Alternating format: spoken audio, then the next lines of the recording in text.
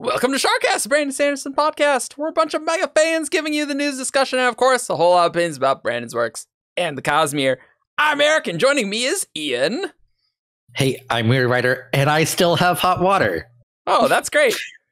And also joining us, not at all tired, is Alyx. Hi, I'm Feather, and I didn't say this at the top of the last episode, but Renarin is my favorite character in anything ever, so in case you forgot, that's what we're dealing with. Yeah.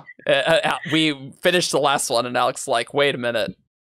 Did I ever say that he's my boy? I didn't explain Did we just assume that everybody knows this about me? I mean, it's a well-known fact. It is a well-known fact, but we should probably state that. No. We also got Grace. Hello, I'm the Gator Girl. And we got Matt. I'm here and still comatose. And very excited as always. Oh boy. I'm very excited. I'm Chaos. We killed Evgeny off screen. We ripped him to pieces. Unmade. Yeah, here we go. We unmade him. We'll remake him, and what would we remake him into? What would we do there? Oh boy, this is a dangerous line of inquiry right here. Yeah, he's not here. Okay. Oh boy. Okay. All right. So last week we talked about a lot of stuff with Renarin and Janat, and mechanics about Renarin. Here we're going to talk about character stuff, and we're going to talk about Rlain, because we talked about it on our recent WoB episode. Rlain and Renarin liking each other, canon, or at least Renarin liking Rlain. Yeah, but I think it's reciprocated. I think so. They just haven't said it out loud. We can get into some of the textual evidence of. Yep. Yeah. Let's just get right into it. Let's do it. Yeah. I don't know, if this is the first instance of potential Rlain relationship, but it's the first I remember is the scene with Rock in Oathbringer, chapter 27, and basically Renarin says, "Oh, I'm the most different. I don't fit in here." And then Rock is kind of like, "Well, there's someone who fits in even less than you, and it's Rlain." And then Renarin goes over and sits with him. And I'll read the quote actually at the end. So finally, Renarin stood up, dusted off his uniform, walked across the stone plateau, and settled down beside Rlain. Renarin fidgeted and didn't say anything, but Rlain seemed to appreciate the company anyway. So they're very sweet. Very sweet. And the reason why I think this might be the first is because of Renarin's reaction to Rock seems to indicate he hadn't had much interaction with Rlain one-on-one previously. Yeah. But which makes sense because Renarin joined Bridge 4 after Rlain had already left. So Oh yeah, that's right. Oh, he probably hadn't met him before they got to Erytheru. Right. It's so weird because in Rhythm of War we get a 1-year time jump, and it's oh right, there was no time jump in Oathbringer. It's this is very much present time here. Their budding friendship in this, it's got that commonality of they're both outsiders from opposite ends. Renarin's an outsider, well, for a lot of reasons with his corrupted Truthwatcher thing. He's not a Windrunner. Yeah. He's also the son of a High Prince / High King or whatever Dalinar is now. Yeah. And Rlain is, of course, a former. Well, I guess he was never a Parshman actually, but he was pretending to be one. Right. So he's experienced that. So kind of opposite ends, but can find some commonalities. Yeah. It's really interesting that they both have this sort of shared sense of maybe being an outcast, but they're outcasts in very different ways. Very different. Renarin is a very important person in a dominant world culture, but he has a lot of trouble living up to the sort of ideals of the culture. And, you know, finds himself on the outside of a lot of things because of that. Whereas Rlain has, you know, sort of lost the culture that was around him. He thought he was the last listener. And, you know, Rhythm of War is like a study in what microaggressions are in Rlain's point of view. That's true. Of all of a sudden, he has to represent all of these ideas in people's heads. And he's so frustrated that nobody sees him as just like a person. You know, even Bridge 4, he's like, they try, but they don't get it. And it feels like that's, you know, it's one thing to know that your friends mean well, but they can't quite fix what you're looking for or be what you need. And I like to think that almost like Renarin probably isn't the one who's like trying super hard to make Rlain feel welcome and things like that, but in a way that almost might feel more sincere, of not putting on the act or the facade of like, oh no, everything's fine, you're just one of us and there's nothing weird. And he's just like, I'm gonna spend time with you. Like, you can tell Brandon, I think, did a lot of research and consultation for those Rlain scenes, like how he pulled it off. It's so clear reading his point of view. You're like, oh, that would be so frustrating to be in his situation like that in the tower. Yeah. And then later, Oathbringer chapter 55, there's Rlain sipped his drink and wished Renarin were here. The quiet, light-eyed man usually made a point of speaking with Rlain. So it's like, that's cute. It's very sweet. Yeah. And then later in the same chapter, I think they're talking about how they're going to talk about Renarin because Bridge 4 is concerned because he's been reading and like hanging out with the scholars a bunch. And then Kaladin kind of defends Renarin, and Rlain is like, yeah, like Renarin should be able to do whatever he wants. Like he kind of has this defensive. And then he thinks, oh, Kaladin's a good guy. So it's like, oh, when Kaladin defends Renarin, he's a good guy. So it's kind of interesting because these things, the hints that we now know are confirmed to be hints that Brandon has sprinkled in here, can just be like passed over so easily if you're not looking for them, or if it's not like a special character for you. Like Alyx, I know you like notice everything about Renarin, so I do. Did anyone ship Rlain and Renarin before Rhythm of War?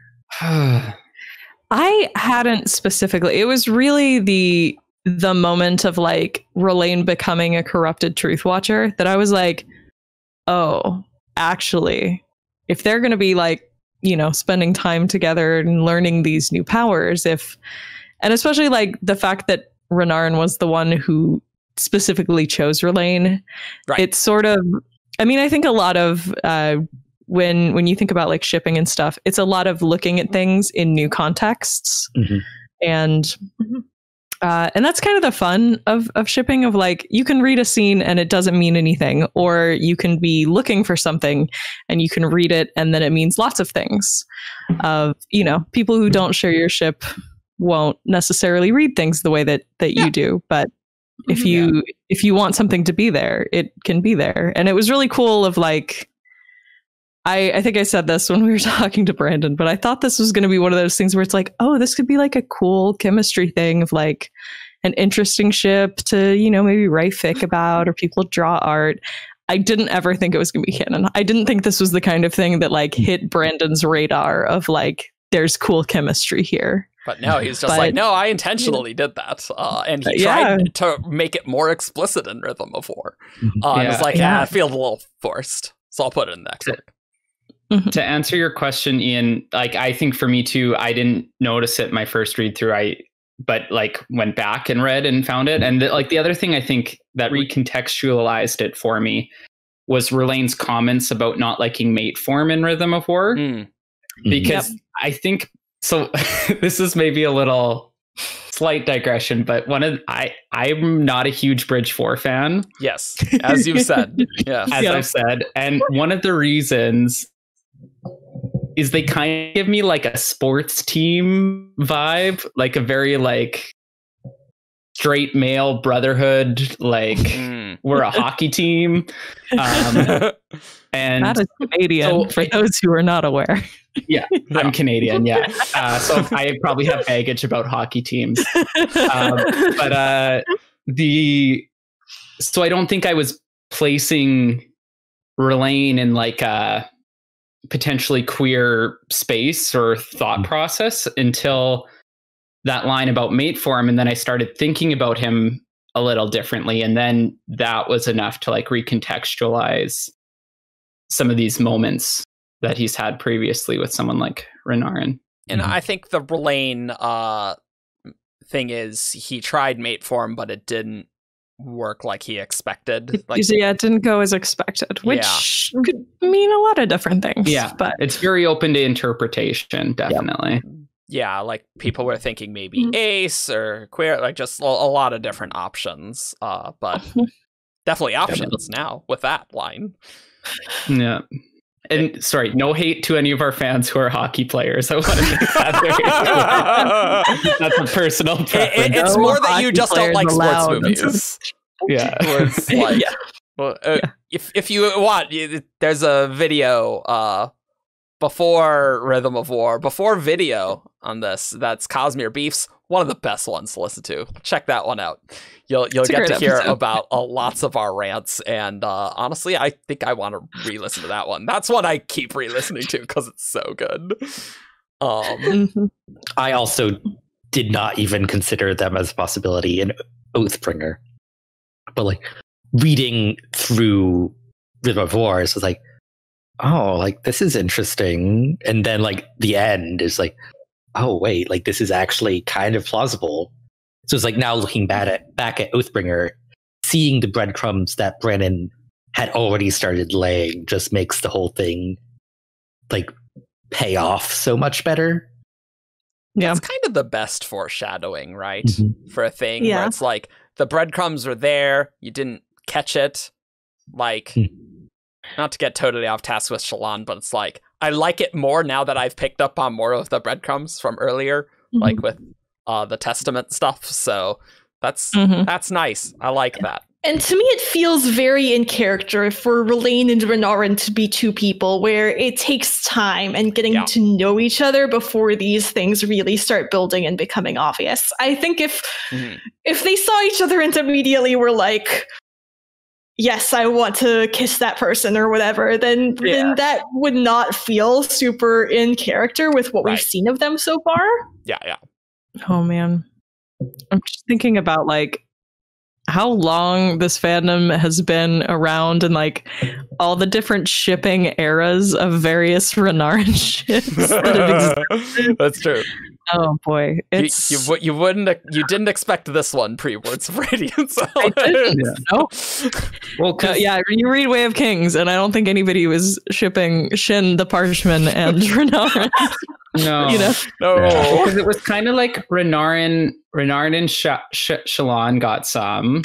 That was my ship that I that was you. I captained that one of And then great. Renarin and Kaladin. Renarin and Kaladin was really the other very popular ship in when we just had Way of Kings. And I think Kaladin has definitely lasted a lot longer and better than, I don't think Kaladin's going to go away just because that's not how shipping works. Well, and Renarin and Kaladin had that really beautiful moment with Moash that we talked about in the last episode. Yep. Where the Renarin joining Bridge 4 in Words of Radiance is like a wonderful. Oh, sorry. That was the moment that like. I think there's actually a line of me in Splintercast talking about like how cute that one, and I was like, I knew this book was going to be painful, but I didn't know it was going to make me ship Kaladin because like I had still very much been on the Shalarid train at that point. But I wonder how good the audio quality is on those old Splintercasts. They're probably terrible. I've recorded those in like my college dorm room. Like it was a while back. But like I've written Caloran fic for my friends. It was never like my top ship, but it's definitely I thought it was a cute relationship. But I'm very starry-eyed over Renarin. Yeah, like it and shipping's obviously not, it doesn't not need to be about canon. It's just like exploring a world. Like if you're writing a fic, you're exploring a different possibility. Kind of like how Brandon was saying how there's a bunch of different possibilities, you know, in a sense, and he writes the one that he thinks is best, but you know, go write fics and explore a character's dynamic, because honestly, we don't get too much of that in these books because there's stuff going on a lot of the time. So if you want long scenes of people conversing, but like, yeah, Rlain and Renarin, that seems pretty good to me, you know? I think there's also, you know, cool dynamics in terms of they're both very accomplished secret keepers. You know, obviously, Renarin has been keeping lots of secrets from everyone around him because he's afraid that, you know, he's going crazy or he's becoming evil or can't let anybody know that his spren is corrupted. You know, all of the Renarin things that are happening. But like Rlain is a spy. Like he chose to infiltrate the war camps and spy on them, and that's its own special skill set in deception and keeping secrets. And they could he wasn't expecting Bridgefor to be nice to him and things like that. They could grow closer as they share more secrets with each other, and that's like, these I can really trust you. Like, oh yeah, that could be a good romance. Like just reading about that. Yeah. That sounds good. And I also think it's interesting comparing Renarin's recommendation of Rlain as an enlightened truth watcher to Kaladin's attempt at making Rlain a windrunner.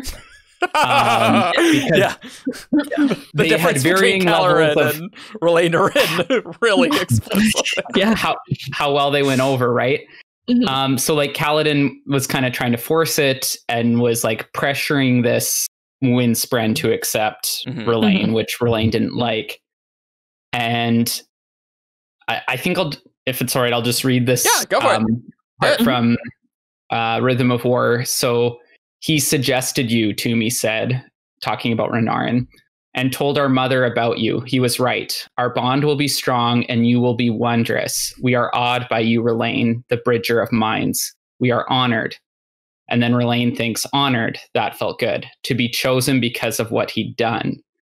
And I kind of, that's kind of the key difference, I think, is I think Renarin, because he spent time with Rlain one-on-one and has that kind of kindred spirit, he's not like, oh, I want you to have this because it's cool and we can fly together or whatever. He's like, no, like I actually think you have kind of what I have. And it's also not coercive, right? It's nothing in there saying Toomey was like blackmailed into bonding Rlain. It's just like, here's this cool guy. Yeah, check him out. Yeah. Renarin talked about how awesome Rlain is, and then Toomey went and met Rlain and was like, yeah, Renarin was totally right. Yep. Like, Rlain is great. Yep. Yeah. People have definitely talked about the sort of like, you know, narrative things like to happen in threes. And we kind of have a triple recurrence in the narrative of like Rlain almost getting a spren. And so the first time we have this like very reluctant Windspren who doesn't want to and is like digging in his heels, and it's like, that's not a great bond. And then we have the sibling, and you know, that I know there's people out there who are sort of disappointed that Rlain didn't bond the sibling. They thought that was really the way that things should have gone. But you know, I kind of feel like the sibling's interest in Rlain was just, oh, he's not human, and I don't want a human. Yeah. And it wasn't really about who Rlain was as a person. It was just this status that he has as the weird one in the middle of not human, but not on the enemy's side. Yeah. And then finally we come around to Toomey, who, as we just read, is very enthusiastic about their bond and about who Rlain is. And like Rlain resonates with that of like, this is why I was picked. And that feels really good. it's very well sculpted through the book. Yeah, and it plays into his whole arc, right? Of being defined as an individual rather than as like the humans see him as like the singer, and then like the singer see him as like the traitor or whatever, right? Like he's thinking about like, I can really see how the romance would work with like them sharing secrets and stuff, and it's very interesting, like plot wise in a way, just like them growing together and learning more about their powers together as well. And just that, I mean, I guess what this means is that Renarin and Rlain are gonna be together is the wrong word, but in the same location, so that something could happen, right? Because Brandon's like, yeah, no, it'll be more explicit in the next book. I wanted to put it here. I'll have more space to fit it in there. But it's like, we got 10 days. I don't know how much development we got. Granted, the book doesn't need to be 10 days long, but, you know. Who knows what it'll be. Yeah. Presumably, Renarin and Rlain will be in a similar location to discuss things and talk about, you know, what they do, differences between them, stuff with the rhythm of war. Like, a lot of good options for some interesting story and a pretty good romance, I think. Yeah, and I feel like the Blackthorn's son being in a relationship with a singer is going to go a long way towards like normalizing relations somewhat. It might not work immediately, but like long term. I was just like, ooh, that well, they'll be outcast together. They're together. Yeah. Like that probably won't go great. Eventually. Yeah, eventually. Well, eventually. I was just thinking that made me think of like Adolin currently isn't in Erythera, which is kind of a shame because I really want a scene of like Adolin finding out and being like the most supportive brother ever. Oh, he would too. Adolin, you know, he would be, but he'd also like, I feel like because like the thing is like, I feel like Adolin's got game, but like not the kind of game that like Renarin and Rlain need. Yeah. You know? Yeah. He would not give good advice for Renarin, to be honest. Like, Adolin knows how to get a first date really well. Doesn't know how to like keep a lasting bond connection. He kind of just bumbled into with Shallan. So I mean, isn't that how most relationships go? It's like, hey, we bumbled into a long-term thing. Wow, that is crazy. Yeah. That's how I feel, at least. But talking about the idea of like them being outcasts together, I think this is part of what we're seeing with Renarin. You know, it's frustrating that he was so off screen in Rhythm of War, because I think what we're seeing with his character is Renarin really learning to embrace his outcast status. Yeah. In a way, like when we start the books, he's so cripplingly insecure. And then he's afraid of any of his secrets coming out. And, you know, he doesn't know if anybody would understand. He has the vision that like when Yasna finds out, she's going to kill him. Yeah. And, you know, those are very good reasons not to tell people things. Yeah. But also wondering, like, is he a danger and maybe he should be killed? Yeah. He doesn't even know. Is he doing the wrong thing by not telling anybody and putting his loved ones in danger? I love Renarin so much, guys. Yeah. But I think what we see in Rhythm of War is he's starting to learn how important his powers are, and seeing that, you know, he can really be an asset to this. And, you know, we see a little bit in Oath where he's not afraid to start pursuing some of his interests in scholarship and, fabrials. And he kind of figures out that Erytheru is a fabrial, and that was pretty much exactly what happened. And so I think what he's seeing is being an enlightened Truthwatcher is such an outcast status in and of itself. I think part of maybe what drew him to Rlain is that Rlain was already an outcast and was becoming comfortable with it. And if you are then stepping into that role of being an enlightened truth, you're never going to be in the mainstream. They're always going to have people looking at you weird, wondering if you're secretly evil. And I think Renarin recognized, like, Rlain's already there. He's already dealing with all of that. He's going to be able to handle this well, and we're going to be able to do this together because we both know what it is to be the weird outsider, and that's now going to be our strength, that we're comfortable and we've learned how to navigate that. And people have underestimated us, and now we're going to, turn the tides of the war. You're so right that he feels that Renarin seems a lot more secure a year later. Like just that scene with Dalinar talking showing to Dalinar, like it's such a different Renarin than we've seen before. It really is. Like there is a little bit of that still, and like unsure of like what things mean and stuff, but he does feel a lot more secure and things. Well, and I think he doesn't feel the need, like he kind of talks about the difference between him and Dalinar, how they're both different than their peers, but how Dalinar kind of like makes himself fit in society or makes society accept him, and Renarin doesn't think he'll ever be able to do that, but kind of being at peace at the same time. And there's this quote there from Gliss when they're talking about Sja-anat, and says, she creates in us a faction loved by neither men nor odium, no home, no allies. She might be destroyed by either. We will need more, like you and like me, together. So it's kind of setting up the corrupted Truthwatchers as others, like just by their status, right? The start of a new order in a sense. Not really, but like sort of. It's kind of got the Breakfast Club, like club of outcasts. Well, and that's something that Bridge 4 had going for it, and I think the Bridge 4 viewpoints in Oathbringer did really well, is showing how each member of Bridge 4 is kind of an outcast in their own way. And then Renarin and Rlain are like kind of the extra outcast. Very outcast. Thinking about that, like, because we touched on this in the last episode of like, why we've only seen corrupted Truthwatchers.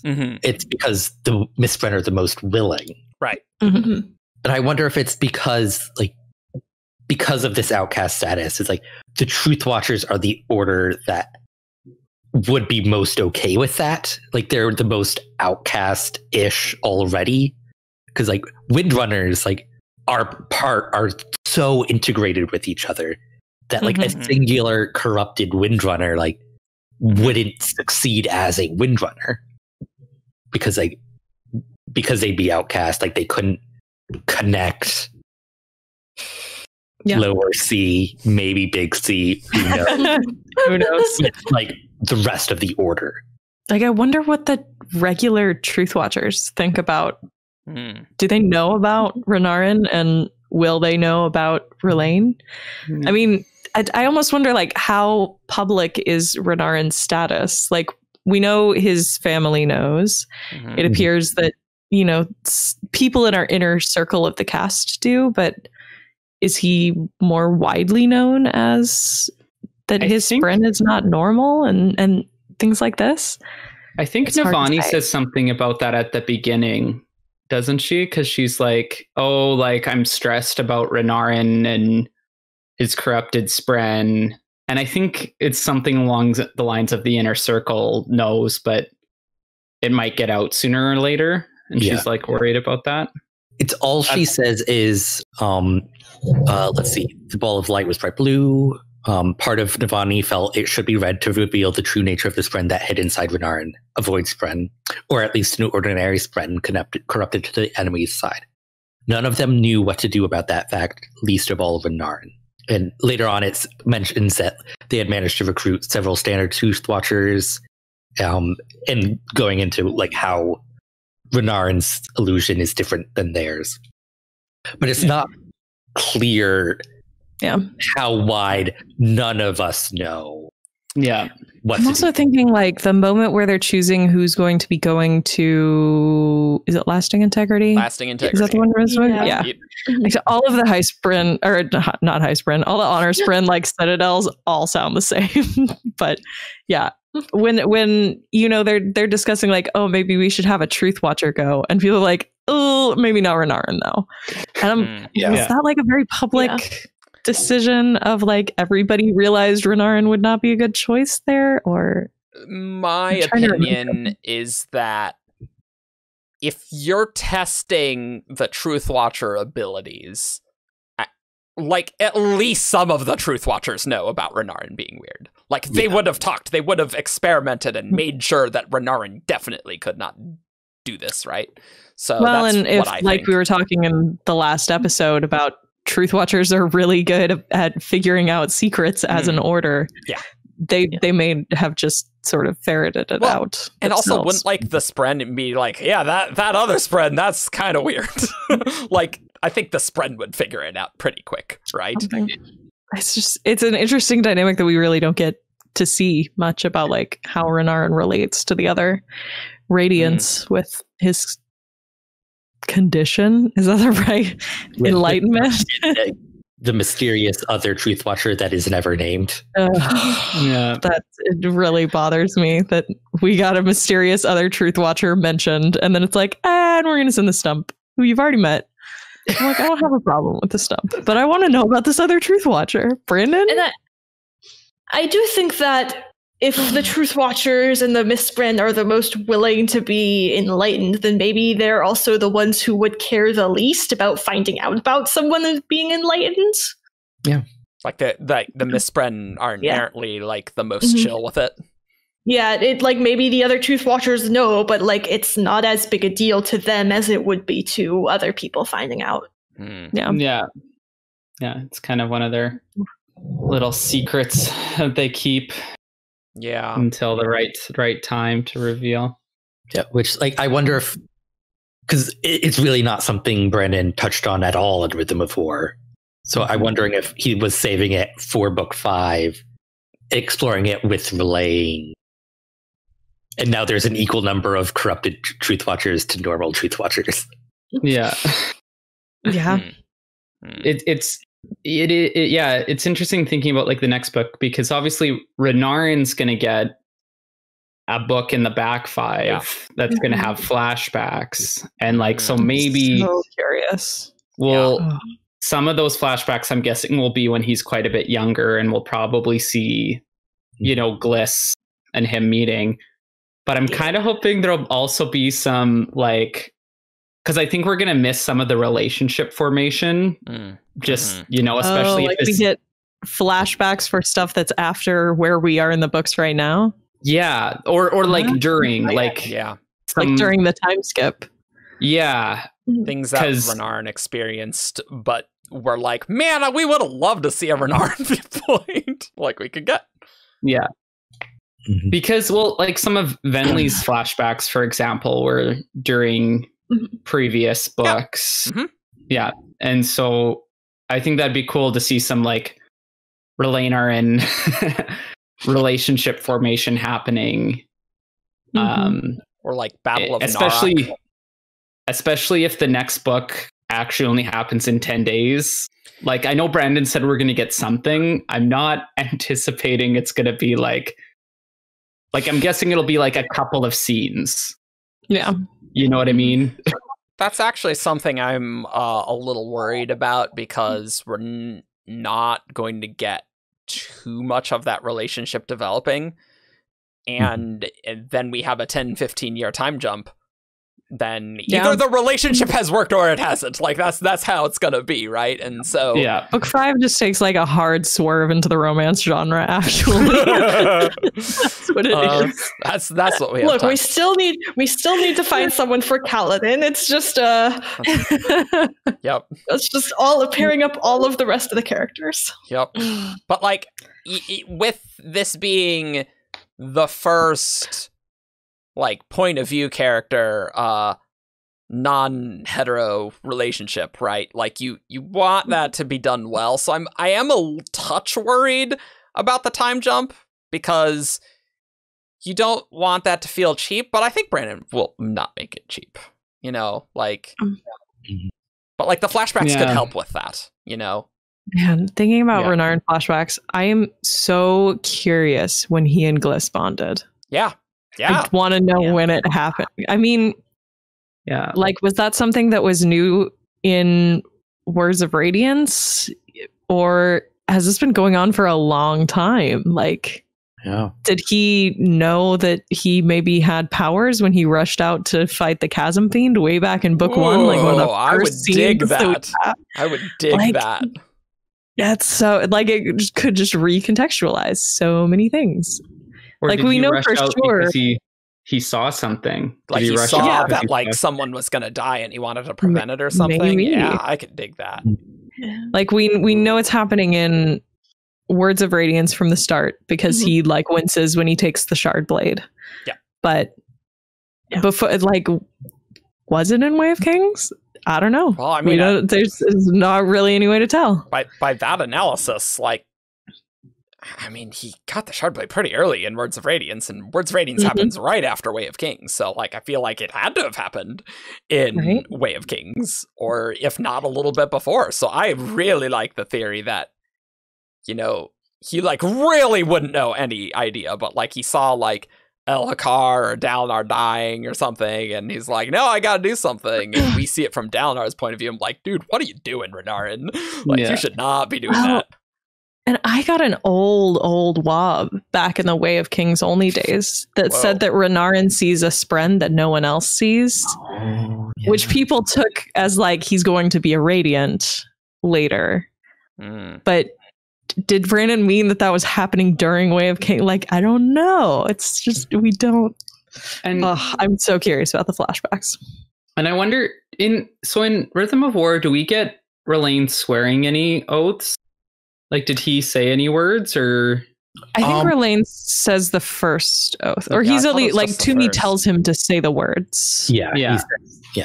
Journey before, but I think what Rlain's viewpoint might bring to it too is because like Renarin has progressed some amount, probably. He has a blade. Presumably. Who knows? Maybe in the flashbacks we'll get to see some of those oaths. Yeah. So, but hopefully with Rlain we'll get to start to see some of that happening as well next book before the time jump, because I'm also assuming after the time jump Rlain will have progressed somewhat in his Radiant progress.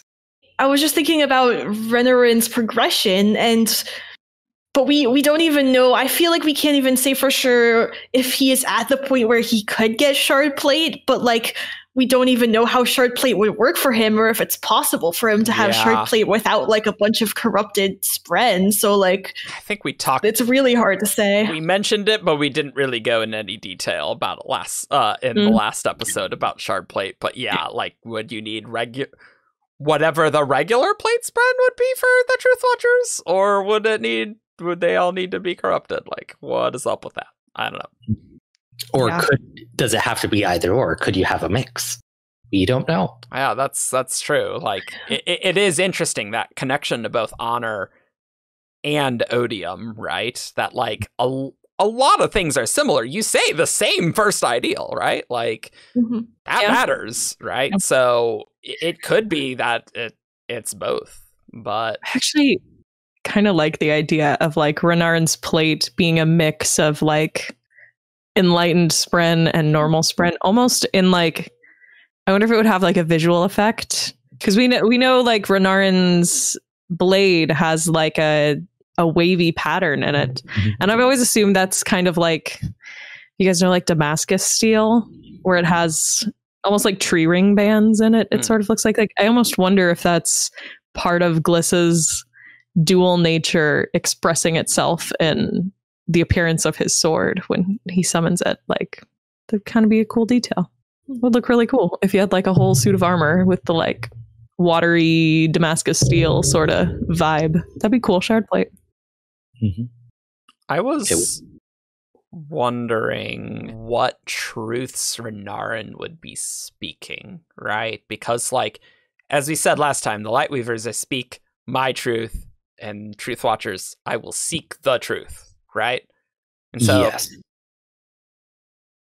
that's a very interesting dichotomy. So I just wonder what truths he is seeking, right? I don't know if he's the Truthwatcher ideal structure is speaking. Well, that's certainly true. Individualized truths. Yeah. I think, it's likely that they have a like set number of oaths that are about seeking absolute truth or something, rather than being individualized. And like, who knows how enlightening changes oaths? Like, at least first ideal, it's the same, but like there could be some variance. I don't know. I want to say we have a wob where someone asked about that. I feel like that would just be Raphoed straight up. Yeah. Well, I have one here. I think it comes from the Knights Radiant quiz. The 10 orders of the Knights Radiant. That's the quiz, right? Yeah. It's amazing how much info we got from this like silly online quiz, but it's canon. So yeah. So it says Truth Watchers are more concerned with the fundamental truths of the universe and whether or not those in power are being truthful with the people they lead. So that's almost more like I wonder, like, for example, could something like Renarin discovering the true nature of Urithru as like a Fabrial be one of his oaths? Like if the Truth Watcher was, but then we always have to divide between like what is the Truth Watcher and what's Enlightened what's going on with these two. Him discovering the gem archive. I think he said he saw it in a vision, but that's also very Truth Watchery to find the secret. Right. He did see it in a vision. And okay, like, so I found the wob I was thinking of. Because of Gliss's corrupted nature as a spren of Sja-Anat, does that mean Renarin's swearing different ideals than the mainstream Truth Watcher ideals? And Brandon said, I'll Rapho that for now, but there will definitely be some differences. Oh, okay. Yeah. All right. That's not terribly surprising. So yeah. And so, but it might be a similar but parallel vein, you know, like I'm guessing it's not like totally different than what the other Truth Watchers do, but maybe just. And the second thing I wanted to say was I don't think Truth Watchers speak external truths in the way you were talking about, because everything we've seen about the ideals and how they works is like an internal personal journey. And so I just don't see like using like, the Urithru is a Fabrial as like being something related to any kind of like personal journey or growth. Yeah, because I'm just like thinking about Venli's truth, and she's like, she needs to free people and needs to want to free people. So like maybe Renarin's is like maybe a second ideal. And again, yes, the Enlightenment is weird and different, but like one could be that like instead of like hiding it away, I need to discover the truth. Yeah. Or something like that. It could be something where, like, you know, we talked about Alethi society doesn't really support men becoming scholars unless they're, like, ardent. So maybe it's something where he needs to accept, like, okay, I'm going to pursue this scholarship that I'm interested in despite, like, what the people around me think.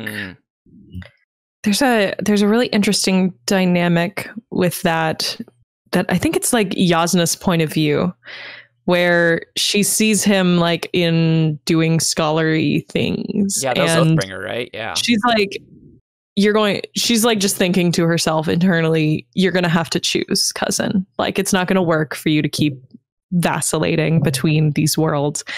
And I think in this point, Yasna's wrong. I think what we're seeing is Renarin is choosing that he can do his own thing and doesn't necessarily have to follow what society.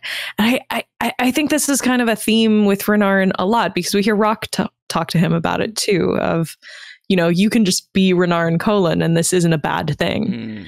Of, you know, all of these expectations that society has had for him that he has felt in his life he's not living up to. I think a lot of his internal journey, I would not be surprised if his oaths had something to do with, you know, he doesn't have to fit the mold that society has set. He doesn't have to think that he's a failure for not fitting that mold. And I think with the way that we're seeing him in like Rhythm of War, I would not be surprised if there's an oath around that he has said that oath and made that progress, because we do see a different Renarin. Yeah, agreed. And to bring things a little full circle is that idea of like he can just be himself is the Rlain chapter that we talked from Oathbringer that we talked about at the beginning. Rlain felt embarrassed for them. They were simply too concerned about what a person should and shouldn't be doing. It was because they didn't have forms to change into. If Renarin wanted to be a scholar, let him be a scholar. Yeah. I can definitely see some kind of truth watcher oath being like, I will seek the truth even if people judge me for it, or something like that. And that I like that, Grace, because as we said on the last episode with the Truth Watchers being kind of a more secretive order, that kind of fits with that. I was like, yeah, no, I'm gonna discover the truth even if you don't want me to, you know? And just like, yeah, I'm not gonna write about that because none of you jerks want to hear it, so we'll just keep it here. Like, that seems to fit in my brain, you know? Yeah. I do want to, like, part of what makes me so excited about Renarin and Rlain specifically, beyond just like having more or some queer representation canonically in the books, and then as characters, is the thematic synergy there, because like Renarin kind of has this, you know, coming out journey with his corrupted truth right? Like he's like scared of what his family is gonna think, and he's like, it's pretty similar. You could take it metaphorical, but like he's worried his family's gonna kill him, and then in Rhythm of War, you get his family's reactions, and it's kind of like, oh, we don't we love you still, but we're still uneasy about this, and we don't quite understand it. And you have that from Navani, and then like the scene with Dalinar where he's like, well, like, you know, Sja-anat is an unmade, and we know the unmade are bad. And Renarin's like, well, you haven't met all the unmade. Like, if you have to accept me, then you gotta accept all of them. Yeah. And so there's a lot of like these things through here that I think are really relatable to like people who have gone through that experience as a like queer person or in other contexts. And it's good synergy, but thematically, you're totally right. And also like the feelings of otherness, and then like accepting your otherness. Like it's just, I don't know. I if Brandon pulls it off right, again, I know we're a little nervous maybe about it, but it could be really good. Yeah. I think he wants to get it right, you know? Like I think he knows, because he's been saying for a long time that he's like wanted to do this, but he's just like, I just don't feel like I can do that well, right? And if he's setting this up and he's comfortable even saying that it's a thing that Renarin had a crush and it's Rlain, I think he feels confident now, you know, which makes sense over the last 10 years, that, you know, you get a lot better, and, you know, things of queer representation are, man, like thinking about 2011 and 2010 compared with now for queer representation and the discourse about that it's very different. So, so I think Brandon is well aware that it's high stakes, but he has to do it. And that's great. You know? Yeah. I'm wondering, I mean, it's so hard to say, but like in back half, I'm so excited to see Renarin be just like very confident in what he's doing and just being his own version of a badass, right? Like that is going to be awesome. But and the way Brandon has kind of hinted at it is that the like young cast is going to be like the whoever survives, right? Like Kaladin, Renarin, Adolin, Shallan, like that crew are going to be like the Dalinar, Navani type figures of the back half. And so, like seeing Renarin in that role, and potentially Rlain as well as like the more experienced, like seasoned Radiance, Yeah. It's going to be interesting. And I feel like their relationship, even if it doesn't work out finally, will pop up in the back half. Through not just through Renarin's flashbacks, but there's going to be a bit of catch up he's going to have to do, because we're going to find these characters in places that are different than where we left them. Yeah. And so right. There's got to be some prose that's like a first book of a new learning curve, right? Yeah, new learning curve, or like the start of book 6 is going to be. This is going to be very interesting. Yeah. Yeah. Especially if, Brandon is introducing a new main cast of characters and then also trying to catch us up on where our old cast of characters have ended up. Like, that's a difficult writing act to juggle. I do not envy it. Well, and I was wondering that too, like, is when he says new cast of characters, is it just going to be like characters who were present before but just weren't prominent, like Lift? Like, I'm assuming Lift is going to be a major character in the back half. I mean, it feels like if she's book 6, then that she's like the new Kaladin in a sense, right? Yeah. Very important, like to the degree that Kaladin is important in this first half. Almost. But it's like, Lift's like core team, like, are those all going to be newbies, or are we going to get some like other younger people we've seen? I don't know. Yeah, Aiden. I was gonna say, Rock's son seems very fond of like now. Oh yeah.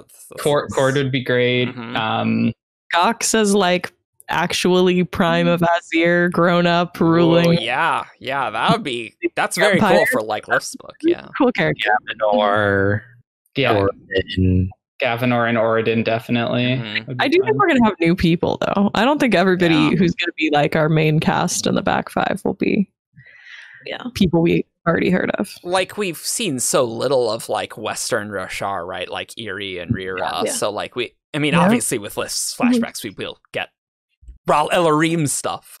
But it's interesting to think about. Like, things are like what the back half's gonna be. It's interesting to me that we're talking about Renarin's arc sort of moving towards him like being an outsider. There's this death rattle that I have always believed refer to Renarin's future. Let's go. It is, he must pick it up, the fallen title, the tower, the crown, and the spear. And I have always believed that is referring to back 5 Renarin. Huh. Be interesting.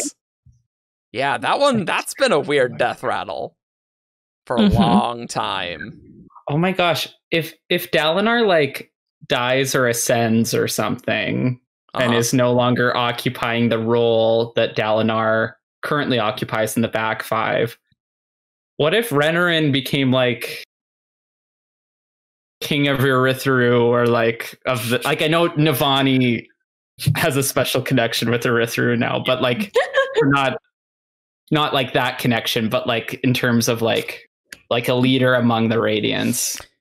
I think it's likely he would become a leader among the Radiants. I think at this point, Navani is queen of Urithiru. Yes. Dalinar is king. Yeah. I would think more Adolin would be a king of Urithiru. Kingship once already, though. Well, the thing that I want to see is, like, if Dalinar is not accessible, like with Adolin's arc, I want to see him be a leader, because he's kind of, I mean, a little bit, but like, be like a very prominent leader, and seeing that leadership without Dalinar like breathing over his neck constantly, like, is going to be very interesting. So I would want to see that. And I see that more coming out, like Adolin being like the leader of the Alethi. Oh, okay, sure. Whereas like, especially like, we don't know if Adolin's gonna become a Radiant, but what that even means, right? Or what that even means, Whereas Renarin taking more of a leadership role even among Team Radiant could be interesting. Or being a leader of the corrupted Radiant. Like, like that could be a lot more prominent in the back half, right? Yeah, well, and Gliss doesn't say we need one more. We need like he says we need more. Yeah. Yeah. So that like other orders, I think. Yeah. Need to have. I don't know that we're ever going to get Renarin in like a wide leadership capability, because I don't necessarily see that as what he is drawn to do. Mm-hmm. But I wouldn't mind seeing him as like the leader of the sort of Enlightened Truthwatcher faction, because I think he's always going to be quiet and he's always going to be uncomfortable with, you know, lots of attention, I think. So But like I see it as like less that he's a leader and that he's bossing everyone around, or like, but he's someone whose wisdom is sought. Yeah. And like, how do we guide going forward? I'm imagining a leader who, like, you'd sit at the table, lots of other people are talking, he's not talking.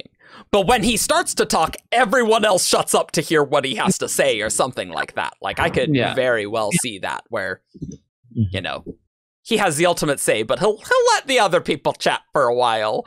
And then it's like, well, not even that he has the ultimate say. It's just that his words have such a weight. Sure. Sorry. I mean, like, if he was a leader, I think it would be more a leader, like I said. But yeah, if he was not like a widespread leader, then yeah, I totally agree. It's a really wonderful line. I want to say it's in Way of Kings, where it says like Renarin had a habit of doing that, of like felling a conversation like an archer fells soldiers on the battlefield. Yeah. Like, he'll just say something that cuts to the heart of what we were talking about, and that's that. And I did love that little line. Renarin is very characterized in Way of Kings. People back then did not understand why I loved him so much. I'm like, he's not in much of the book, but the parts that he's there, it's like, true. It's poignant. Yeah. You can figure out who Renarin was in Way of Kings. You didn't know all the secrets, but in terms of his personality and like what he was struggling with, it was there. I was right. I knew it. He's wonderful. For Renarin as a leader, we've talked about last episode the connection on the chart between the Truthwatchers and the Bondsmiths. And unless like Sja-anat somehow becomes a Bondsmith spread, we're not going to see corrupted Truthwatchers, but we might see other orders, we won't see corrupted Bondsmiths. And so if there is some sort of distinction between corrupted Radiants and regular Radiants, they might look towards the Truthwatchers for that sort of similar guidance. Okay. Yeah. This conversation about Renarin and being like either a leader or kind of like leader adjacent, like behind the scenes, also brings me back to that scene with Dalinar where he's saying like, I'll never be like, I'm kind of reversing myself now, but the scene with Dalinar where he's like, I'll never be like Dalinar because Dalinar forces the world to accept him and I'm never gonna be like that. And I kind of wonder too if the corrupted Truthwatchers might be like a Cassandra of Troy type group where like their words have weight and like are correct but aren't as trusted as they should be, or aren't as accepted by the other orders as they should be. It possibly could be very interesting. Another thing I really want to see more of in Renarin's flashbacks is his relationship with his mom. Yes. Oh yeah, that's for sure. Yeah. I feel like there's so much of who both like, I think we'll get to see some of like her influence on Adolin too. But, you know, Dalinar was so absent from so much of their childhood. Yeah. And, you know, even what little we got of who she was as a person, like we can see that influence that she had on both of her sons. And I think it'd just be really, really nice. Really sweet. Maybe find out when he got her chain that he carries around all the time. That's true. So important. I want to see Renarin and Yasna as children because obviously at the end of Oathbringer they are very close and they spent a lot of time together, but I feel like that's not something that was super strongly indicated before that ending of Oathbringer.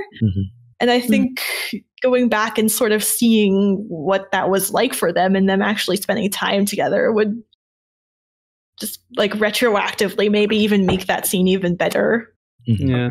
And that has a lot of synergy because Yasna is supposedly like book 10, right? So if like Yasna is like much more of the prominent viewpoint character, then like that also characterizes Yasna. So like I could see like something. I mean, you could do both of these things. You could have a scene with Evie, young Renarin, and young Yasna. We could get all this in a nice flashback in one of Renarin's first flashbacks, perhaps. Like that that could be really good. And small Adolin as well. Yep. Because like there is a bit of a time like age gap between because like there is like 34, something like that.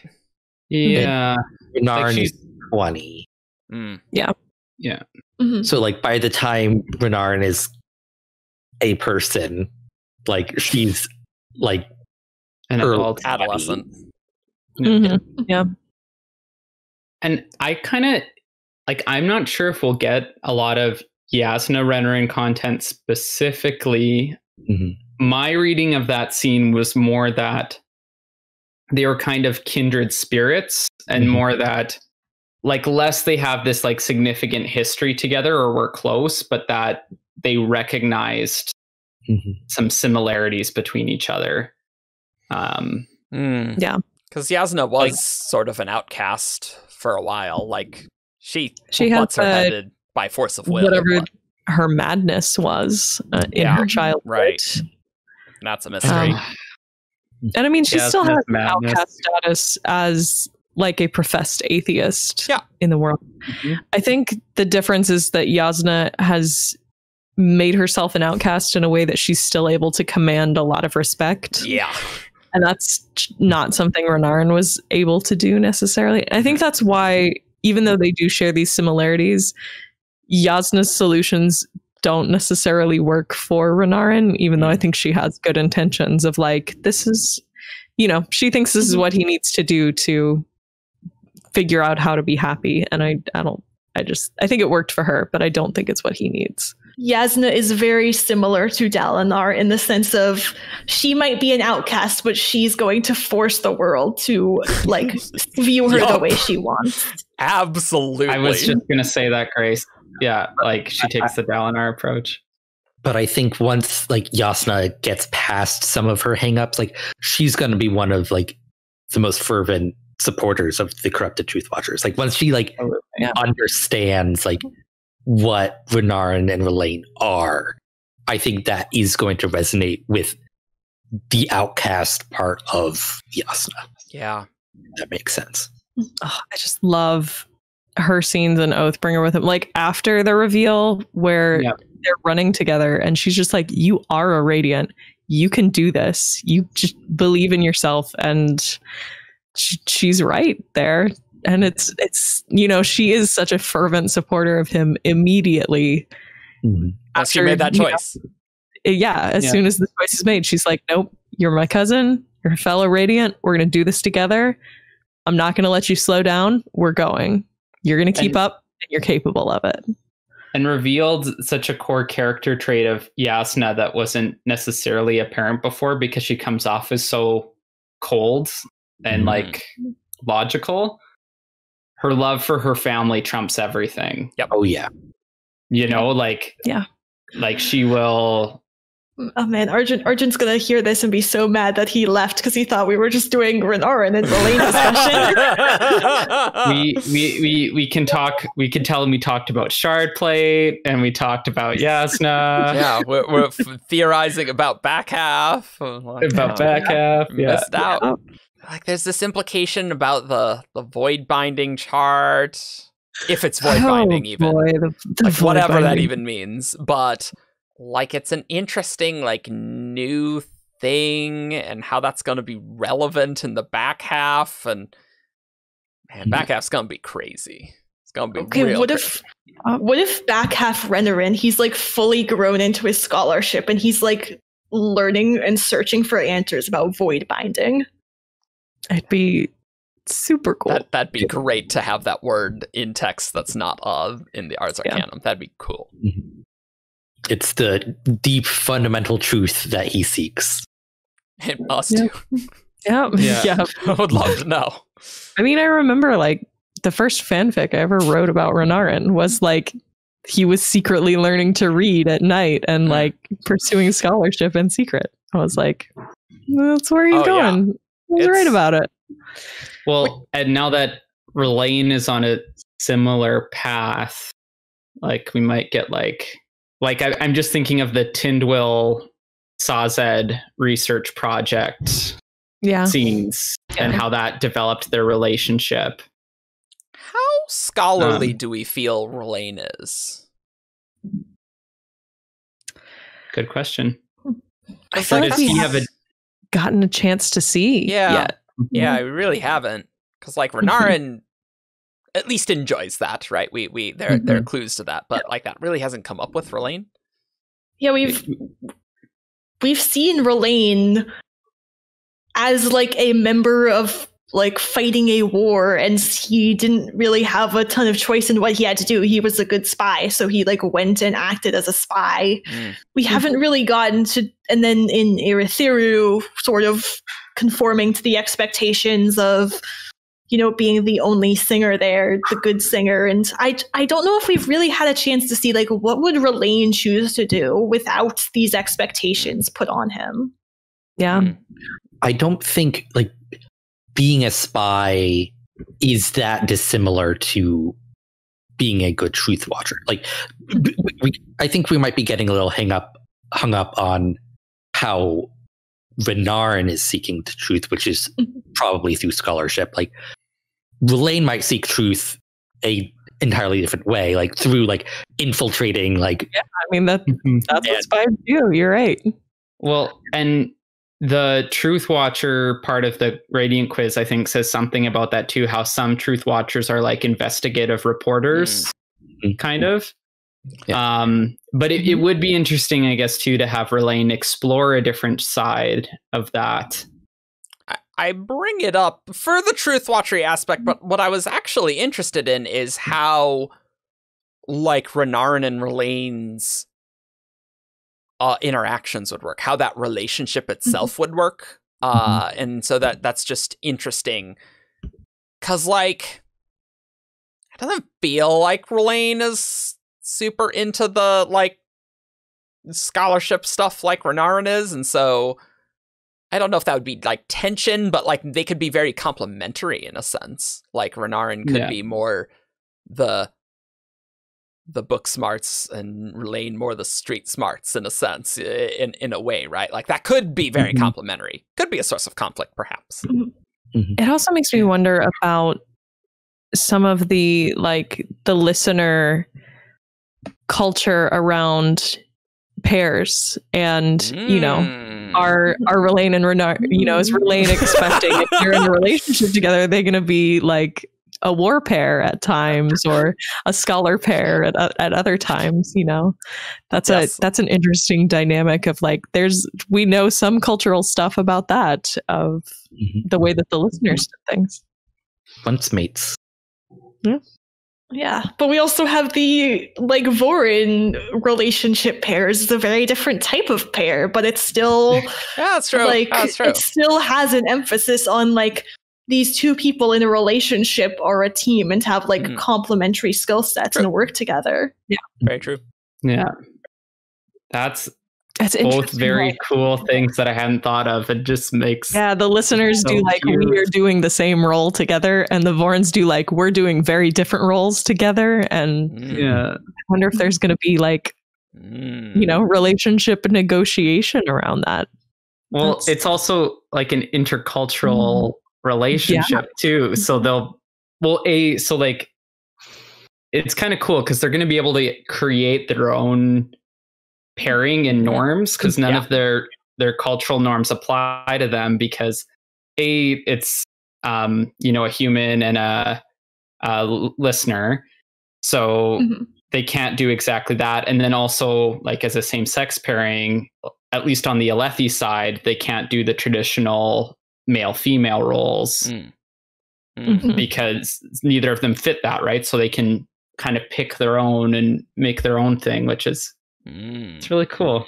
But the idea of them as a little scholar pair is so I would love to see a Rlain viewpoint if they need to, like, they have to take the field together at some point, right? Like, be on battle. It'd be so fun. And then Rlain's just like, it's a little like a war pair. I'm like, yes, that's that listener lore, that nice little tidbit. I like that. But has Rlain seen Renarin in combat before? Because like Renarin can get kind of reckless. Yeah.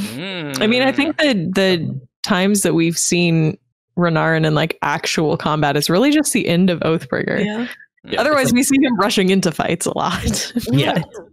Rlain would 100% be like the voice of reason. Like, no, don't rush. Don't let yourself get crushed to death. Just even though you know you heal, like, don't do that. That's a bad idea. Like, I can 100% see Rlain as like the more cautious kind of voice of reason with them, and being like, maybe take it easy a little bit.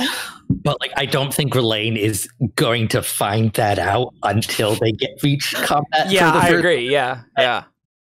That's going to be amusing. That is interesting, right? Because, you know, you think, oh, Renarin's the quiet, cautious one. But no, he totally will jump into battle if he thinks that it's the right thing to do, right? Like that. He totally quiet. Knows. He's quiet for a colon, but he's still a colon. That's true. I think there's a part of Renarin that has just resented the fact that everyone's like, you're too weak, sorry, stay back with the women and things like that. And he, you know, just like pushed against those boundaries for so long of like, he's like, I just want to do something useful. Even if it kills me, it'd be worth it just to be useful in some way at the start. And we see that at the start in Way of Kings, and then we see it when he jumps into the duel. And, you know, people have critiques of these moments of like, what did he think he was going to do? He was useless. He was just a distraction. He should have stayed out. He shouldn't have done anything. And it's like, it's not about that. It's that like tantalizing idea of it's something he's never been able to have. And he thinks if he could just have it for a moment, it'd be worth it. Mm-hmm. And then all of a sudden he's got radiant powers. And it's like, you can have it now. You can go into battle. You have a shard blade. You have Shardplate. Does he still have Dalinar's plate? I don't know if he gave that up. But that is unclear, honestly. I have to go back and look. But yeah, like there's been a part of Renarin that's been desperate to be able to do these things for so long. And that like shy, quiet, always in the background, like that's part of his personality too. But yeah, he's been like this. Been there. He's gonna be important, really important. Yeah, that brings up an interesting point, or I guess hope I have for their relationship is I really hope Rlain doesn't fall into the roles that Dalinar and Adolin tend to take with Renarin, of like that kind of overprotective trope, because I think Renarin has had enough of that. You know. Mm-hmm. Like I love like the idea of them like protecting each other and watching each other's backs, but I hope it's in a less overbearing way or dismissive. You know, like Adolin and Dalinar love Renarin a lot, but they can both be a little like dismissive or like underestimate him. Condescending is the word I'm looking for, I think. I think Rlain has been on the other side of that condescension enough to know how to be like, maybe you should be a little more cautious without it coming across that way. Mm-hmm. Yeah. And or like knowing how to back Renarin up when he's reckless in a way that is both supportive and protective. Yeah. And I think Brandon's clocking that even like from the beginning. I'd be surprised if he got that one wrong. Just, you know, even the one of the first times we hear Wit at the party with, you know, questioning Renarin and having the nothing ridiculous scene, and Dalinar jumps in with like, why you need to stop teasing him. You need to stop making fun of him. And Wit's like, no, you don't get it. This is what he needs. I'm helping him, you know. I think he says something like, I save my mockery, or no, Dalinar tells him to save his mockery for those who deserve it. And Wit says something like, the people who deserve it are the ones who can like benefit from it. Like, like that one is stronger than you think. Yeah, that one's stronger than you give him credit for. Yeah. Like, I can just totally see, like, Renarin wants to do thing. And Rlain's like, not telling him not to do it, but more like, okay, let's talk about how to do this. You know, like, it's not dismissive, but more just like, okay, yeah, let's do that. But let's make sure we think about this, like, fully and stuff. Like, I can totally see, like, that sort of support where it's not dismissive. Just supportive, but it's gonna be so cool to have them discover their powers together, and like Renarin telling Rlain about like things he's learned about the powers, which is like clearly a lot, right? And so Renarin is less alone, Rlain's less alone, because of that gives him a very nice way to talk. I keep forgetting to say this, but when you say that chapter where Renarin goes and sits with Rlain, it's called Alone Together. Oh. And it's just like, how did we not see this ship coming? Like, that's like the shippiest chapter title. That's a very shippy chapter title. You gotta be honest there. Yeah. Yep. Oh, man. The Shalon and Adolin that took everybody by surprise. That wasn't foreshadowed. Like, this took everybody by surprise, and it was foreshadowed.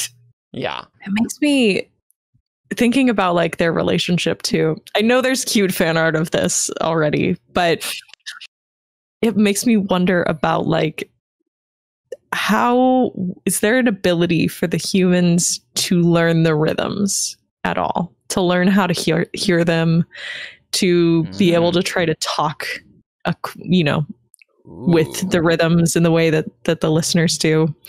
And I feel like we see hints with Rock, with Lunamore, being able to like, every so often the human characters are like, I can almost hear like a faint beat off in the distance, or like they see, and Rlain says that he sees it every so often where like they'll accidentally say something to one of the rhythms without realizing it, and it like catches him off guard.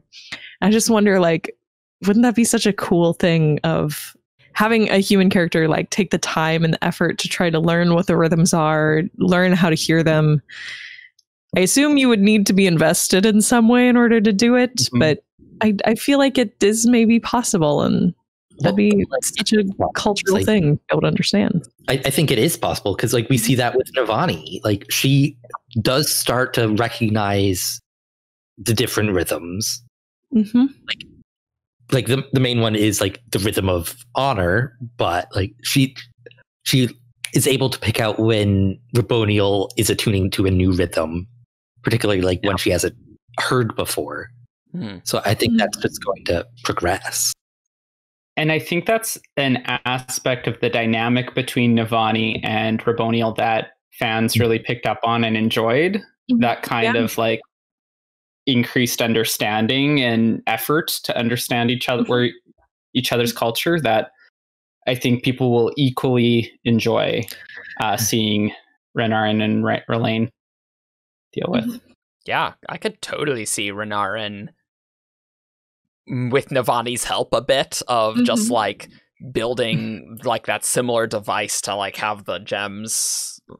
The thing that Navani did to hear the rhythms, I can totally see Renarin doing that and learning. Well, that was specifically for the rhythm of Stormlight. That didn't let her hear all rhythms. Oh, I see. All rhythms was just her. Oh, okay. Like, that was to help her sing honors. Right. Yeah, a tuner. I could totally see like Renarin. We know the rhythm of war is somehow important for the Truthwatchers, and he like hangs out with Navani to learn more about it. And over time, like hanging out with Navani and also spending more time with Rlain, he learns more about the rhythms and eventually like starts to be able to hear them himself. I could totally picture that happening. Yeah. I wonder if like Gliss could help, because like Gliss spends most of his time like hiding in Renarin's heart, right? And if they can sort of, I think so, because they talk about people can't see. Huh. Yeah, people aren't able to see Gliss most of the time. He stays hidden. And I think with Toomey being inside like the heart of the Kremling, I think that's where they tend to be. But you know, I wonder if like we see timbre pulses to the rhythms all the time for Vinley.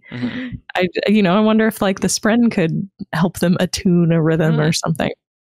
You know, or even if I wonder if a human who maybe wasn't invested at all and didn't have a way of like actually hearing what the rhythms are doing, like if a human sort of memorized what the rhythm sounded like and just used it at a point, even if it wasn't matching up with like what was playing at the moment, would the listeners be able to understand what they were trying to do? Like, would it just feel like a bad accent if you're using a rhythm that you can't actually hear, but you know what it's supposed to sound like? Like, it's a really interesting, almost linguistic phenomenon of their culture that is also magical. But what if people can't access the magical part? How do they do yeah, it's very cool. Could be some intense shenanigans with that as well, you know. Find a fabrial that will attune rhythms for you or something. I think that's very plausible. That could be fun. Yeah.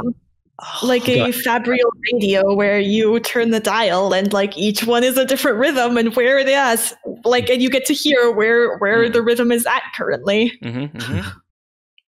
Arta Fabri and Renarin, like figuring out how to do that would be such a cool little moment. Watch me write. There's a fan comic of like Navani and Dalinar talking, and Navani invented a fabrial that just screams, and Dalinar asks why, and like Navani doesn't have an answer. This is a better version of that. Yeah, yeah. I could, if Navani dies in book 5, I could definitely see Renarin being a more Artifabrian role in like back half. I'm not going to say what would happen if Navani died.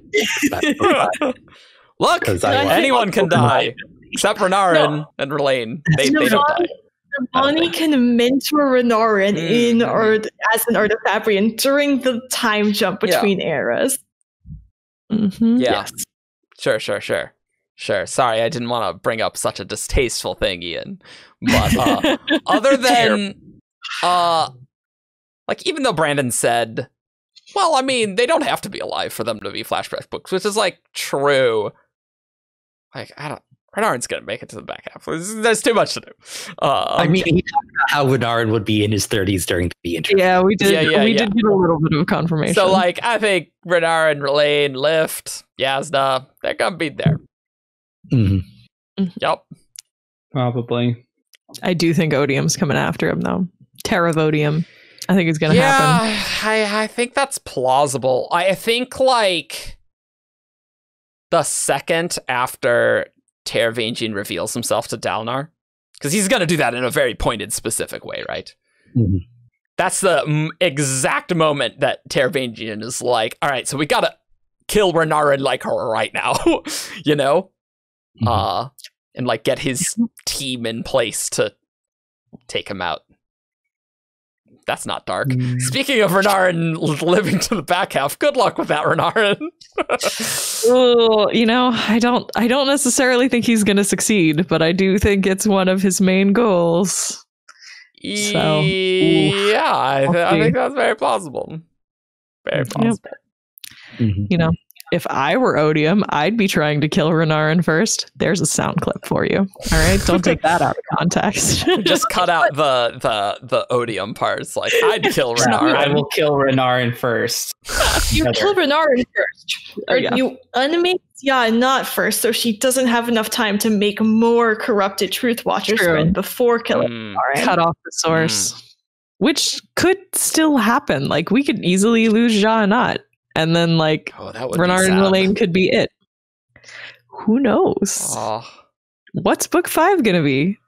It could be anything. It's going to be crazy. It's going to be crazy. I wonder if there are any other corrupted Radiant Spren that are waiting in the wing.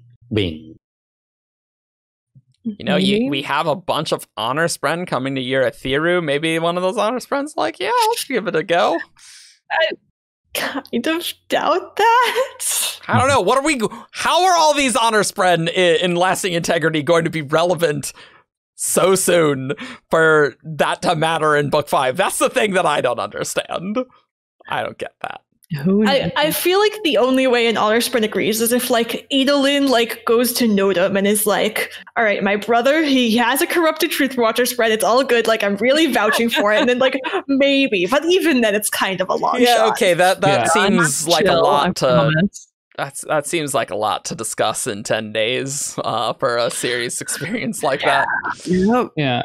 So what Gliss in the scene with Dalinar, Renarin says that Gliss says there are others like him, other spren that Sja-anat has touched. So it's not like there is another.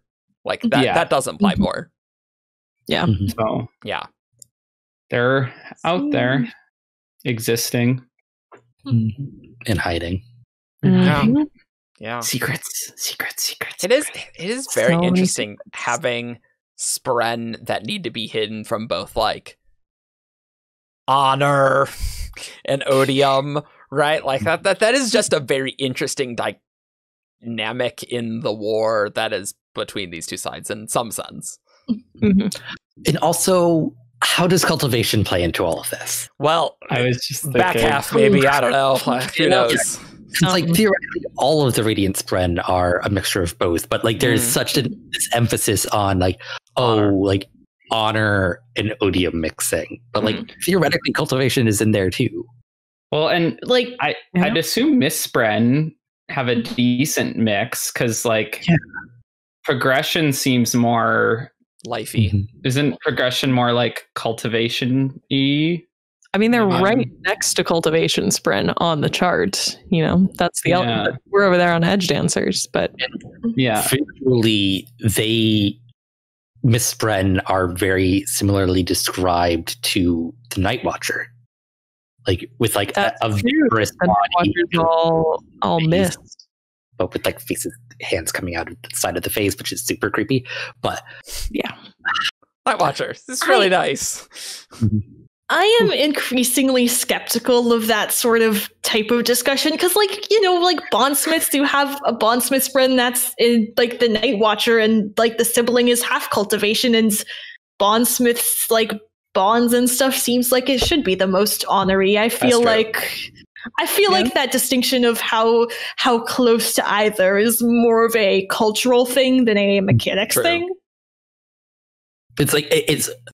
The point I'm more trying to make is that like there is a mix, the proportions don't matter, but like there is cultivation in there. It's just not being discussed at all, and like which is and cultivation's plans in general, right?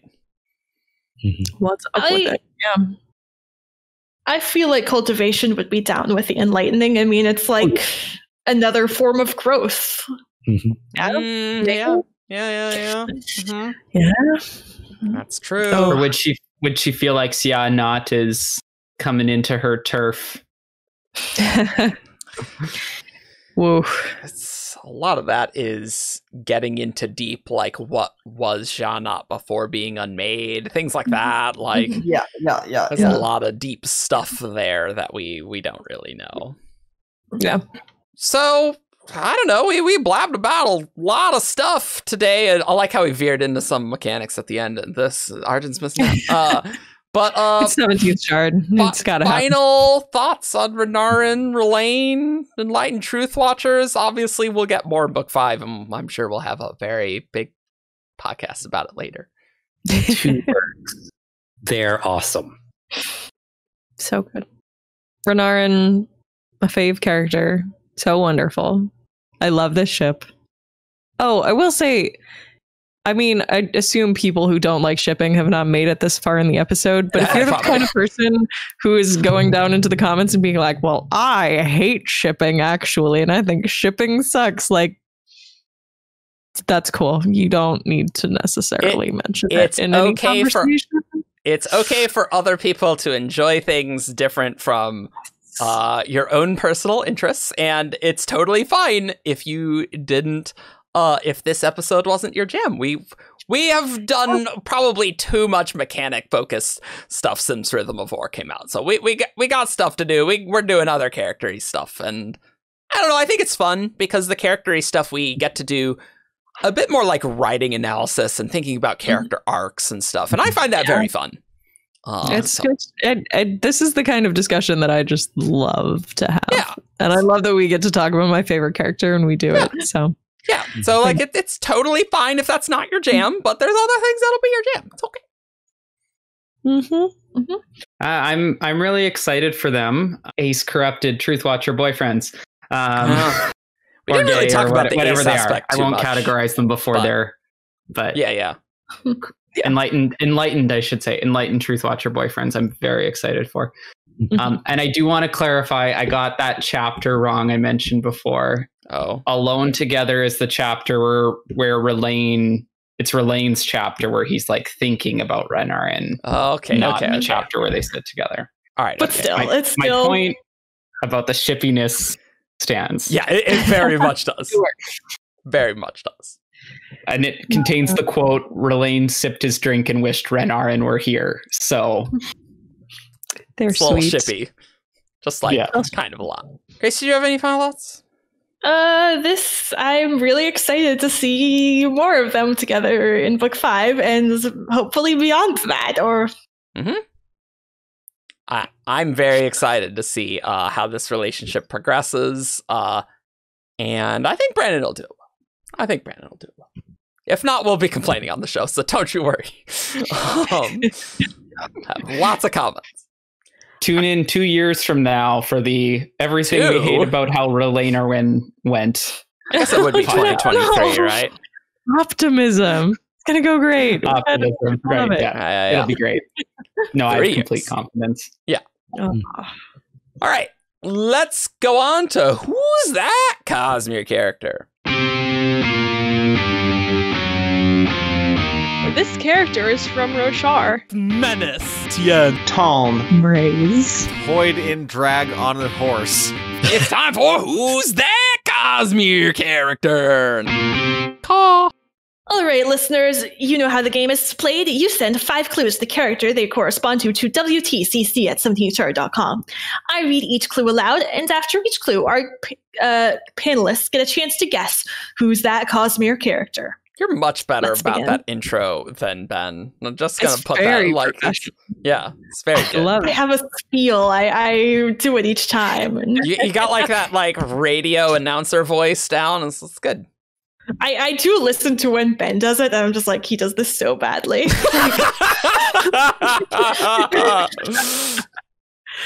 Oh boy.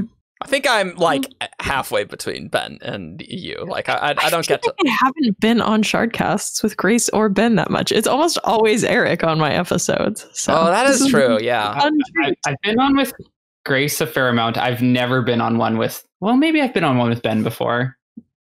I feel like rare. The elusive rotating Shardcast. It is interesting how like the random things and the topics end up where it's like, how did I never be on the show with him? Of course, that's never applies to me, but you know, I'm here. All right. Anyway. This first one was sent in by Hut on a Hill. Yep. Mhm. Clue 1. This character travels on a long journey. Oh boy. Is it Fleet? It is not Fleet. I keep guessing him. It's going to work one of these times. No Hadon. It is not Nohadon. It's true. I remembered It's his true. name this time.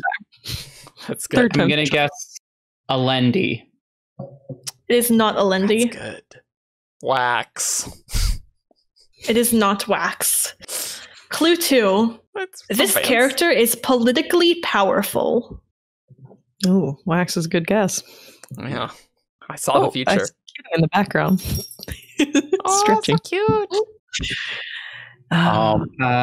Hrathen. It is not Rathan. Darethil. Because I think he It is not maybe Darethil. Yeah, was he a king? I think he might have been a king. maybe. I don't remember.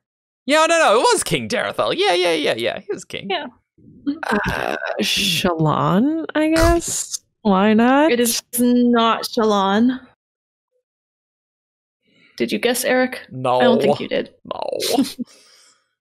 I didn't. See, the problem with this one is that there's really not very many travelogues in this. Like, Siri. I'm gonna go with Siri. It is not Siri. Clue 3. This character is actively hunted by the government. Oh. Oh. Oh, hello. Sazed. I'm sorry, Dalish, that is not correct. That was so it is not Sazed. She's been She so was like, sleepy and quiet for 2 episodes, and she's like, actually, it's Dalish time now. It's Dalish time. she I wanna meowed play. like straight into the microphone, It and like was no one had great. guessed. And I It was was like, great. I'll Oh have my to lower goodness. that in post. No, that's staying in. Oh, she's bonking my lights. Is it Syl? it is not Syl.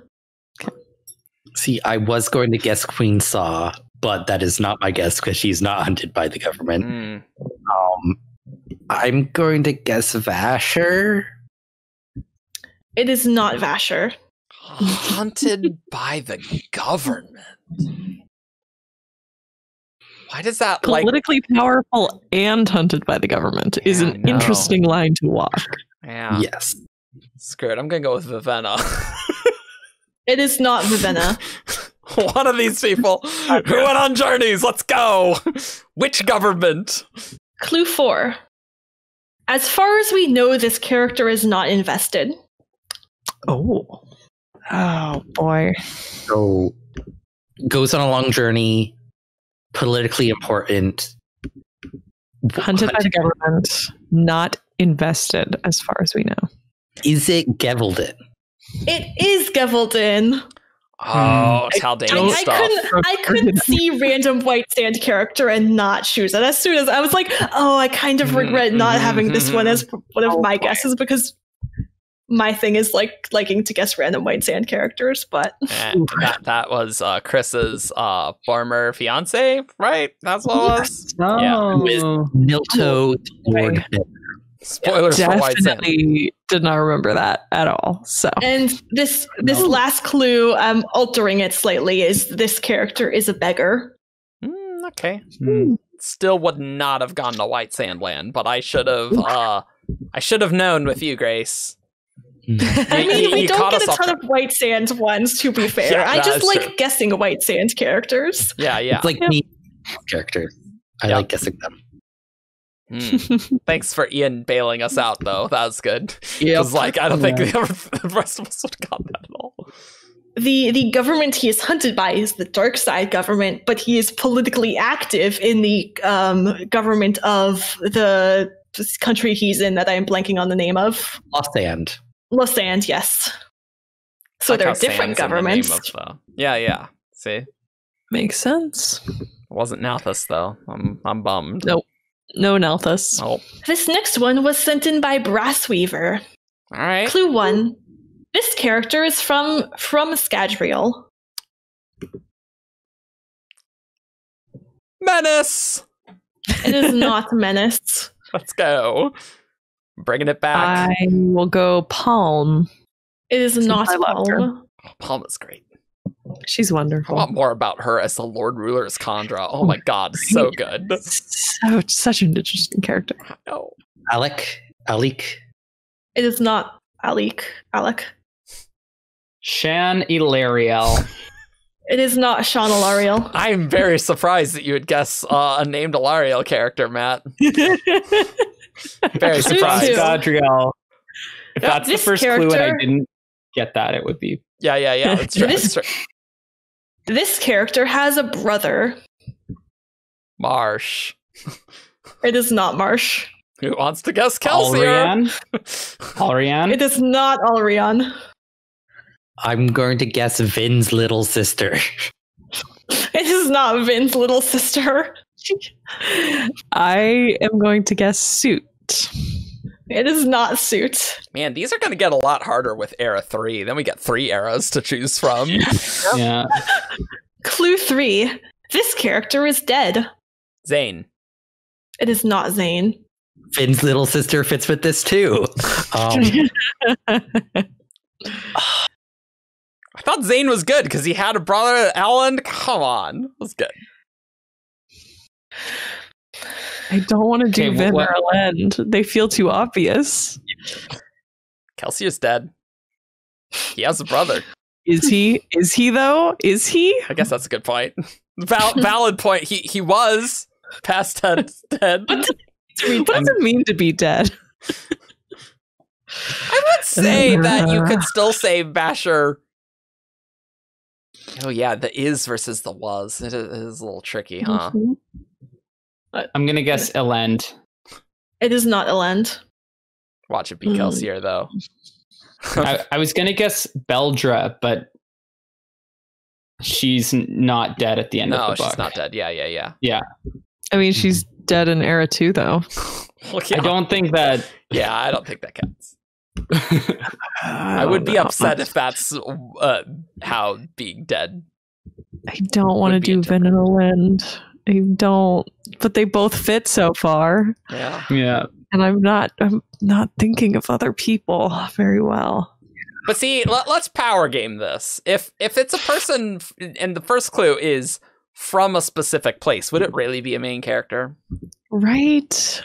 Yeah. Because we sometimes, like with main characters, you gotta like kind of lead us on a path that's not just like Scadriel's like Kelsier, you know? Right. Like, Yeah. Yeah. Who has brothers? watch it be Kelsier though, and at the end Oh, of this, so God. that'd be incredible. I refuse to win with a Kelsier guess. Whoa. I will not. Ugh, whatever. Elend. I give up. I guessed Ellen. It is not did? I Elend. guessed Yeah, Elend. I've already guessed Elend. I like how this is. Yeah, just guess Vin. It is not Finn. I'll let you have that. We did it. Clue 4. Did I guess?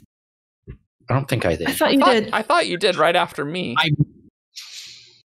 What was that, I Matt? made a guess after mentioning that Vin's little sister also worked for this clue. Oh, Yeah, oh, right. That's Yeah. true. That's true. okay. Fine.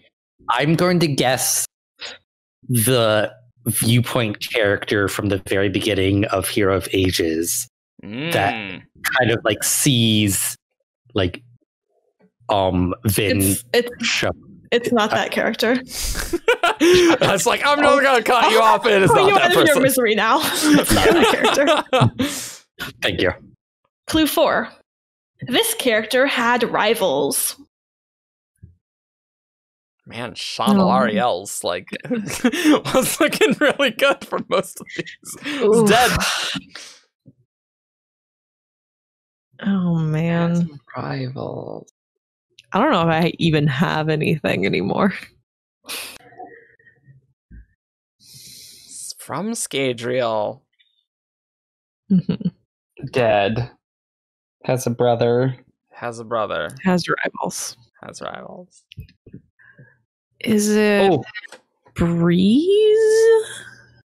It is not Breeze. is it Quan? It is not Quan. Ooh. I was really excited about that one. Shoot. It's so hard What to am I not having think of the guess? previous clues and the last who's that Cosmere character. That's the thing that's getting me right now. I might have another guess. Okay. Maybe. We'll see. Waiting on Ian and we Derek. make it that far. I'm going to guess Alendi. I don't know if he had a brother. It is not Alendi. Are we Scadriel, brother, rivals, dead? Yeah. Kelsier. Whatever. It is Screw not it. Kelsier. Look, come on. He has rivals and stuff. Yeah. Clue 5. This character was corrupt. Never mind. I was thinking, It is Replarinates. Did has you a get it, Matt? brother? Yes.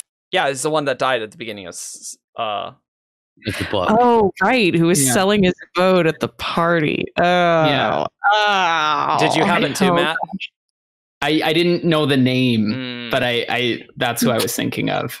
I was too in era 1 mode. Yeah, I was thinking Clubs, but I was like, Clubs was a corrupt. But Clubs had a brother, so, you know, Spook's uncle. No, the corrupt thing, I was like, yeah.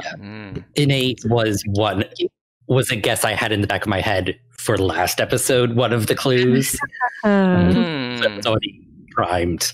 God, we're going to be so screwed with 3 eras of this character from Scadrial. I'm like, well, I was guessing the wrong era, so that's all a wash here. Yeah.